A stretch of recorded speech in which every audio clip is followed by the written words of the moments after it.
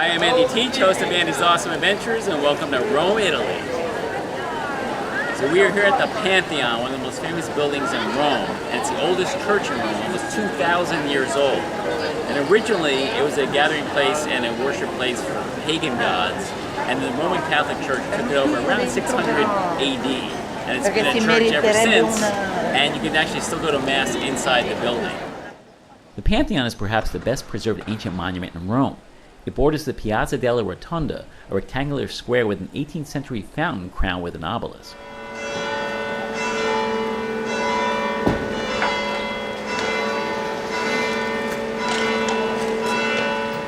The original fountain was designed by famous architect Giacomo della Porta in 1575 and sculpted out of marble by Leonardo Sormani. In 1711, Pope Clement XI requested that the fountain be modified and had a new layout designed. Before the current Pantheon was built, two other buildings occupied the same site but both burned down. The right-hand man of Emperor Augustus, Marcus Agrippa, built the first Pantheon in 27 BC, but it burned in the Great Fire of 80 AD. It was rebuilt by Emperor Domitian, but it was struck by lightning in 110 AD. In 118 AD, Emperor Hadrian ordered for the Pantheon to be rebuilt again, but this time in a totally different circular design. He designed it with a famous Greek architect, but the architect was executed by the emperor because of an argument about the design of the temple. It was completed 7 years later in 125 AD. The portico's 16 huge 60-ton columns were quarried in Egypt. They were transported all the way to Rome using barges and vessels. The columns support a triangle pediment with an inscription attributing the Pantheon to Marcus Agrippa. It is the only remnant from the original temple built by Agrippa, and it's believed that Hadrian left it as a gesture to his predecessor when he rebuilt the Pantheon. One of the most interesting architectural highlights of the Pantheon is the dome, and you'll get a much better view when we go inside.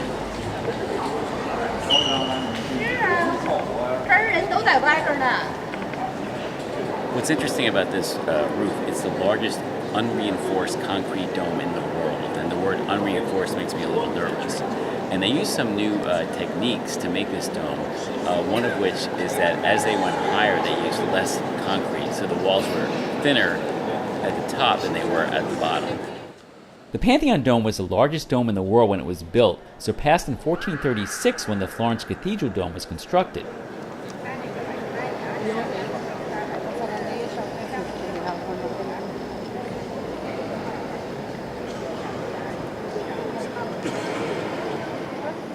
The most important problem the Romans faced during the construction of the Pantheon was the massive weight of the large dome. In order to support it without proper reinforcement as is common today, the thickness of the walls was gradually decreased as the height increased, as I mentioned before. The Romans also used a different type of concrete for the dome than for the walls. At the base, very thick 20-foot walls were constructed, but at the top of the dome, a lighter type of concrete was used, which was only 7.5 feet thick. Coffers were utilized in the ceiling and the opening at the top. Coffers are a series of sunken panels in the shape of a square octagon that help lighten the weight of the dome. The diameter of the dome is 142 feet or 43 meters. It's in perfect proportion with the Pantheon by the fact that the distance from the floor to the top of the dome is exactly equal to its diameter.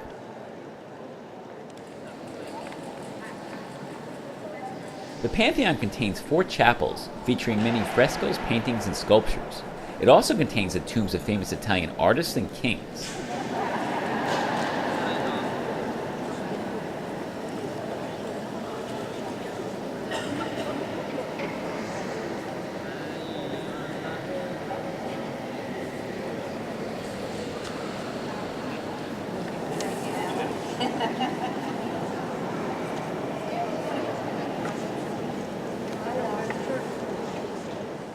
This is the tomb of the famous Italian artist Raphael, also known as Raphael Santi and Raphael Santi, hence Santi's tomb.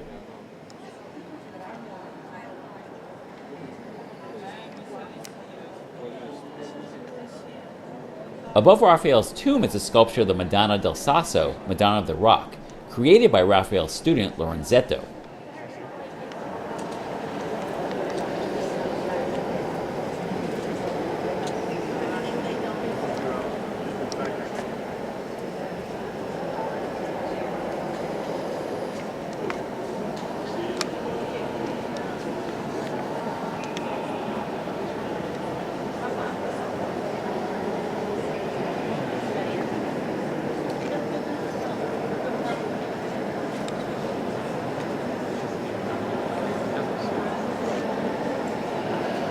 Damn it! Santi's tomb. It must be the chapel that he built.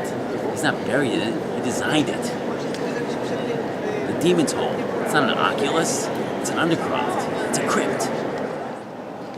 This is the tomb of Italy's first king, Vittorio Emmanuel II, the man who united Italy.